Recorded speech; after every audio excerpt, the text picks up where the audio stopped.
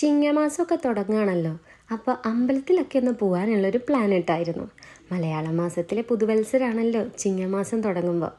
ഞാനും ഉണ്ണേട്ടനും ഏമിക്കുട്ടിയും പിന്നെ നൻപനും നൻപിയും കൂടെയാണ് ഇത്തവണ നമ്മൾ അമ്പലത്തിൽ പോയിട്ടുണ്ടായിരുന്നത്. ഏതൊക്കെ അമ്പലങ്ങളിൽ പോകണം എന്നുള്ള വ്യക്തമായ പ്ലാനിങ് ഒന്നും തന്നെ ഇല്ലാതെയാണ് നമ്മൾ ഇറങ്ങിയിട്ടുണ്ടായിരുന്നത്. അങ്ങനെ പോകുന്ന വഴി ഡിസൈഡ് ചെയ്തിട്ടാണ് നമ്മൾ ആദ്യം പോയത് തിരുത്തി കൃഷ്ണക്ഷേത്രത്തിലേക്കായിരുന്നു കേട്ടോ. അങ്ങനെ അവിടെ പോയി പ്രാർത്ഥിച്ച് നമ്മൾ ഇറങ്ങി.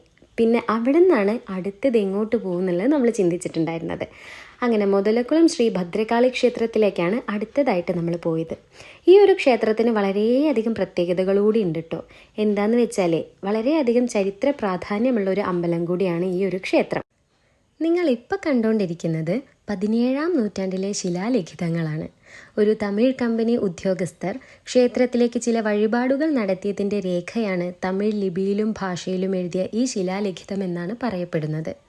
മാത്രമല്ല ഈ ക്ഷേത്രം ഒരു സംരക്ഷിത സ്മാരകം കൂടി തന്നെയാണ് കേട്ടോ. അങ്ങനെ അടുത്തത് നമ്മൾ പ്ലാൻ ഇട്ടത് കോഴിക്കോട് മിഠായി തെരുവിൻ്റെ നടുക്ക് ഒരു ഹനുമാൻ കോവിലുണ്ട്. ഒരു കുഞ്ഞു ഹനുമാൻ കോവിൽ. എപ്പോഴും നമ്മൾ SM സ്ട്രീറ്റിൽ വരാറുള്ളത് പർച്ചേസിന് മാത്രമാണ്. അപ്പോൾ ഇത്തവണ ആഞ്ജനേയ സ്വാമീനെ ഒന്ന് കാണാമല്ലോ എന്ന് വിചാരിച്ചു. ഞാൻ നേരത്തെ പറഞ്ഞതുപോലെ ഒരു കുഞ്ഞ് ഹനുമാൻ കോവിലാണ് കേട്ടോ. അവിടുത്തെ പൂജാതി കർമ്മങ്ങളെല്ലാം ചെയ്യുന്നത് മലയാളികളല്ല. അങ്ങനെ അവിടെ നിന്ന് നമ്മൾ ഇറങ്ങി SMലൂടെ ഒരു വാക്കിട്ടായിരുന്നു. ഇനി നമ്മുടെ ലക്ഷ്യം എന്താണെന്ന് വെച്ചാൽ നല്ല ബ്രേക്ക്ഫാസ്റ്റ് കഴിക്കണം. നല്ല വിശപ്പുണ്ടായിരുന്നു കേട്ടോ. അങ്ങനെ വസന്തഭവനിൽ കയറി നമ്മൾ ബ്രേക്ക്ഫാസ്റ്റൊക്കെ കഴിച്ച് അവിടെ നിന്ന് ഇറങ്ങിയായിരുന്നു. ഇനി തിരിച്ച് വീട്ടിൽ പോവാം എന്നുള്ള പ്ലാനിലാണ് നമ്മൾ വണ്ടി സ്റ്റാർട്ടാക്കിയിട്ടുണ്ടായിരുന്നത്. പക്ഷെ പോകുന്ന വഴി വെള്ളയിൽ ഹാർബറിലൊന്ന് കയറിയായിരുന്നു. മീൻ മേടിക്കണ്ടേ എന്നുള്ള കൺഫ്യൂഷനിലായിരുന്നു. പക്ഷെ ചെന്ന് കഴിഞ്ഞപ്പോഴാണ് നല്ല മീനൊന്നും ഉണ്ടായിരുന്നില്ല. പക്ഷെ ഞാൻ ആദ്യമായിട്ടാണ് ഹാർബറിൽ പോകുന്നത്. അതുകൊണ്ട് തന്നെ അവിടെയൊക്കെ ചുറ്റി നടന്ന് കാണാൻ നല്ല രസമുണ്ടായിരുന്നു.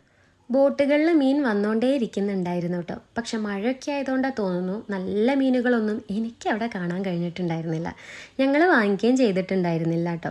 അങ്ങനെ കുറച്ചൊക്കെ നേരം നമ്മൾ അവിടെ നിന്നപ്പോൾ വെയിൽ വരാൻ തുടങ്ങിയപ്പോൾ ജസ്റ്റ് എസ്കേപ്പ് അടിക്കാമെന്ന് വിചാരിച്ച്. എന്തിനാ വെറുതെ ടാൻ അടിക്കുന്നത്. അങ്ങനെ പോകുന്ന വഴി പെട്ടെന്ന് ക്ലൈമറ്റ് ചേഞ്ചായി. മഴ പെയ്യാൻ തുടങ്ങി. അങ്ങനെ മഴ പെയ്യാൻ തുടങ്ങിയപ്പോൾ നമ്മൾ ഇറങ്ങി റെയിൻകോട്ടൊക്കെ ഇട്ടായിരുന്നു. അപ്പോൾ അത്രയൊക്കെ ഉള്ളൂ കേട്ടോ. ഇനി മഴ ആയതുകൊണ്ട് ഈ വീഡിയോ ഞാനിവിടെ നിർത്താം. ബൈ.